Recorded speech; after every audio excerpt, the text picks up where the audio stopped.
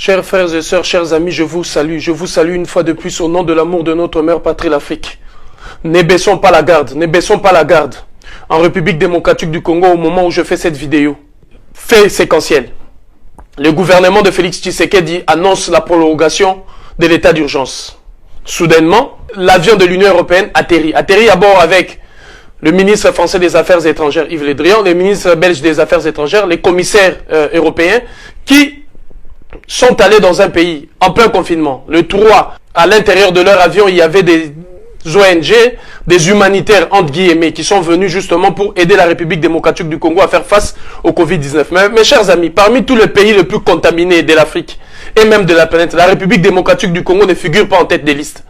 Il n'y a pas assez de cas de Covid-19 en République démocratique du Congo. Pourquoi l'Union européenne a-t-elle choisi justement d'aller en République démocratique du Congo, entre guillemets, soi-disant pour faire ses dons, pour aider la République démocratique du Congo à stopper la propagation du virus? En quel droit, en quel mécanisme, au nom de quoi? L'Égypte est très touchée, le Nigeria est très touché, autant de pays sont très touchés justement par rapport à la pandémie de Covid-19. Et la République démocratique du Congo est en loin l'un des pays touchés par cette pandémie. Et pourquoi l'Union européenne a-t-elle choisi? Or, l'Union européenne envoie son commissaire, envoie le ministre belge des Affaires étrangères, envoie le ministre français des Affaires étrangères. Pourquoi? Parce que tout le monde le sait qu'en matière de colonisation, la France a été le représentant de la Belgique, parce que c'est le roi de la Belgique qui, justement, avait initié ces mécanismes de la colonisation. Raison pourquoi on voit aujourd'hui que les sièges de l'Union européenne se trouvent notamment à Bruxelles, parce que tous les pays européens sont derrière la Belgique et ont accepté à ce que Bruxelles puisse être les sièges de l'Union européenne, parce que Bruxelles a entre ses mains la République démocratique du Congo, parce que toutes les richesses de la République démocratique du Congo et tout l'argent de la République démocratique du Congo s'évapore vers la Belgique.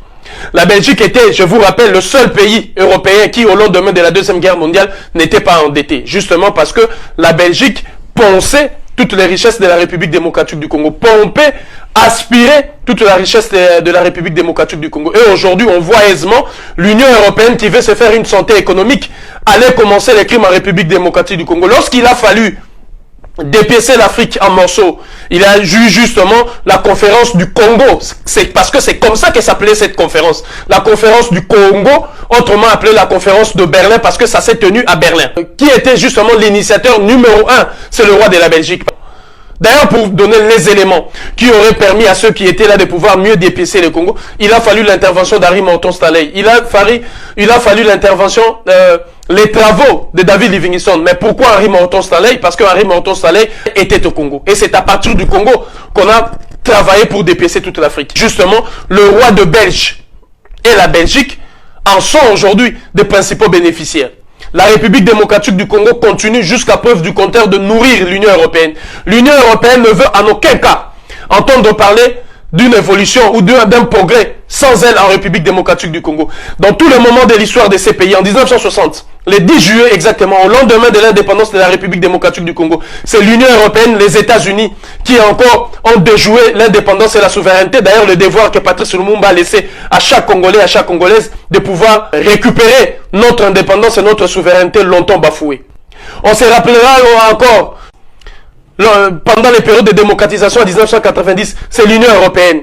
On se rappellera encore lorsqu'il y a eu l'arrivée de Mouzé Laurent Désiré Kabila pour chasser Mobutu, l'Union européenne et les États-Unis d'Amérique. On se rappellera encore lors de plusieurs tractations, des dialogues et des discussions entre Congolais, communément appelés dialogue intercongolais. C'est l'Union européenne qui fixait la feuille de route. Et ce qui est grave, le ministre français des Affaires étrangères se permet de parler de la mise en place d'une commission pour préparer l'élection de 2023. La République démocratique du Congo est en train encore de sombrer dans un chaos indescriptible, avec un président qui ne sait même pas où est-ce qu'il conduit son peuple, avec un président qui n'est même pas capable de tracer la ligne politique, économique, sociale, sécuritaire de son pays. Déjà, les Français viennent, nous sommes en 2020, qui commencent à parler d'une commission pour préparer les élections de 2023. Donc la République française veut récupérer encore une fois les élections en République démocratique du Congo pour imposer son poulain, pour imposer sa volonté. La République française va encore plus loin en parlant d'un dialogue entre la République démocratique du Congo, l'Ouganda et le Rwanda, où la France prendra part. Mais qui vous a invité? Qui est cet Africain-là qui vous a demandé de venir vous immiscer dans les affaires de la République démocratique du Congo?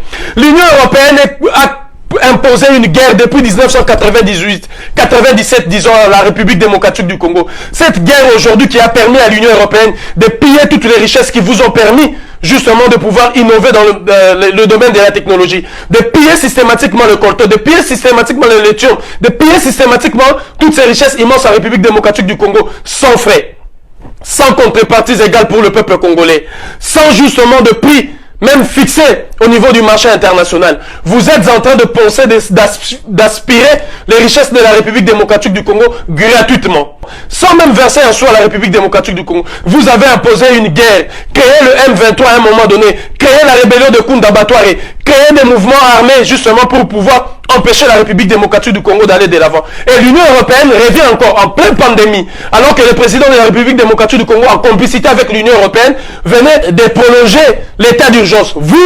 Vous permettez maintenant d'atterrir en République démocratique du Congo et d'amener les médicaments. Et d'amener je ne sais quoi. Quels sont ces médicaments-là que vous amenez en République démocratique du Congo, lesquels vous n'avez pas donné à l'Italie ou à l'Espagne? Alors j'en appelle à la jeunesse congolaise. Bana Congo Nyoso Bisika Bozali. Levez-vous, le pays est en train de partir. Le peuple sera exterminé. Le pays est en train de couper dans une misère indescriptible.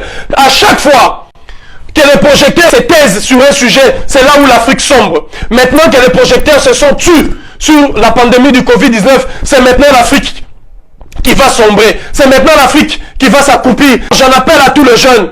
Vous verrez des agents des ONG, soi-disant des humanitaires, chassez-le. Vous verrez des gens vous amener des médicaments, chassez-le. Et nous demandons au gouvernement de la République démocratique du Congo de publier systématiquement la liste de tous les médicaments venant de l'Union européenne. Il y a beaucoup de Congolais en Europe qui vont essayer de savoir, et beaucoup des Africains qui vont essayer de savoir c'est quoi ces médicaments, d'où viennent ces médicaments, pourquoi avoir prescrit ces médicaments. Parce qu'il y a aujourd'hui un combat entre différents laboratoires qui veulent imposer justement leurs produits en détruisant les autres, en mentant sur les uns et sur les autres. Alors l'Afrique est le terrain où ils veulent faire de l'argent. L'Afrique est le terrain où il faut envoyer tout pour être consommé.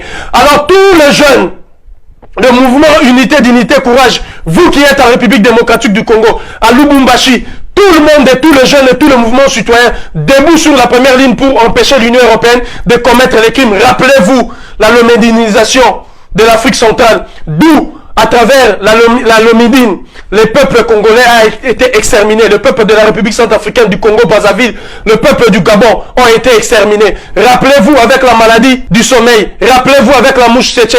Rappelez-vous avec les contaminations de la malaria. Rappelez-vous avec les contaminations du paludisme. Rappelez-vous avec les contaminations de la poliomyélite. Rappelez-vous avec les contaminations du sida qui ont été fabriquées justement grâce à ces politiques inhumaines, imbéciles, idiotes de l'Union européenne, de tout l'ensemble de ces pays représentés par la Belgique. L'heure est venue plus que jamais où la République démocratique du Congo doit briser définitivement ces cordons ombilicaux qui nous lient avec cette Europe esclavagiste et colonialiste qui est aujourd'hui criminelle, génocidaire et qui continue de faire sombrer dans le chaos notre peuple. J'en appelle à la conscience de tout un chacun, tout Congolais partout il est, toute Congolaise et toute Africaine, que le gouvernement du Congo publie les médicaments qui sont venus de l'Union européenne. Pourquoi ces médicaments n'ont-ils pas été livrés d'ici et là? Pourquoi ces humanitaires ne sont-ils pas allés aider en Espagne et en Italie? L'Union européenne n'a pas à aller sur place en République démocratique du Congo en ce moment où il y a confinement, en ce moment où le peuple est distrait, pour imposer des politiques inutiles et amener des médicaments je ne sais de quelle nature pour faire la richesse justement de leur laboratoire afin de donner un coup de pouce à leurs économies. Mutoto batotoa Afrika angali ya maisha yetu fanya nguvu juu ya mwingine yetu umoja tutashini. Unité, dignité, courage, ensemble faisons barrière à ces politiques.